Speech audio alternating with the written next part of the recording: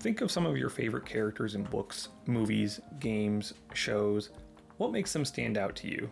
Is it a unique appearance, hard-hitting and quotable dialogue, a goal which resonates with you?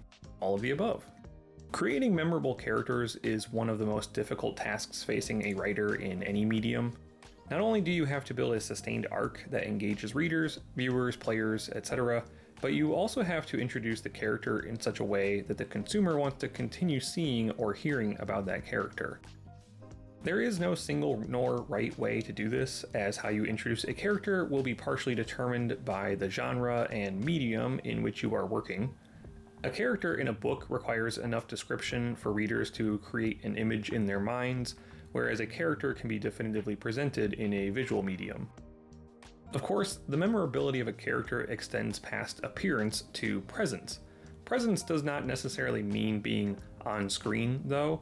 A character's presence is in large part defined by the way other characters react to or speak about the other. Among many things, Elden Ring is known for its interesting setting designs and cool bosses. Chief among these settings are the Legacy Dungeons, which typically culminate in a unique, powerful boss, and the first among these that most players face is Godrick the Grafted, weakest of the demigods. Godrick is the ruler and final boss of Stormveil Castle, but we are introduced to him far earlier through other characters and details in the setting. Roderica and Kenneth Haight, two NPCs you meet in Limgrave, both speak of Godrick.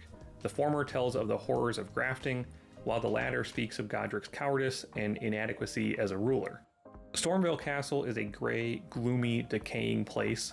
Within its walls is a feast hall where severed limbs hang from chains, while a grafted scion patrols the gore-covered floor. Sinister acts have been committed in this place, all at the many hands of its lord. Thus, by the time we make it to the boss fight, we have built up a vision of who Godrick is, as well as a need to vanquish this vile being. Godrick is not a terribly hard boss, despite my blunders in this fight. He is, as Kenneth Haight said, all bluster, relying on the wicked art of grafting to make up for his weakness. Halfway through the battle, Godrick cuts off one of his main arms and replaces it with the head of a dead dragon. His demeanor changes from arrogant to desperate, but even this upgrade to his paltry powers is not enough to defeat the Tarnished.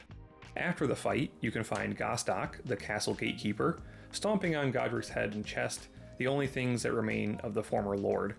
It is a fitting end to a man who dismembered others and grafted their limbs onto himself to cover up his own weakness. The main lesson here, as far as a writing angle is concerned, is to first consider how you want the reader, viewer, or player to perceive a particular character, and then make other characters express those emotions through their dialogue and actions. Godrick is introduced to us as a fearsome, horrifying demigod, and by the time we have beaten him, he is reduced to the weak, pathetic being he actually is. The more layers you add before the character is ever seen on screen, the more likely you are to leave a lasting impression. Thank you so much for stopping by this rather quick video. Please leave a comment below if you have any ideas you want to share on this topic or suggestions for things for me to talk about. As always, I hope that you have a wonderful day, and I'll see you here in the next video.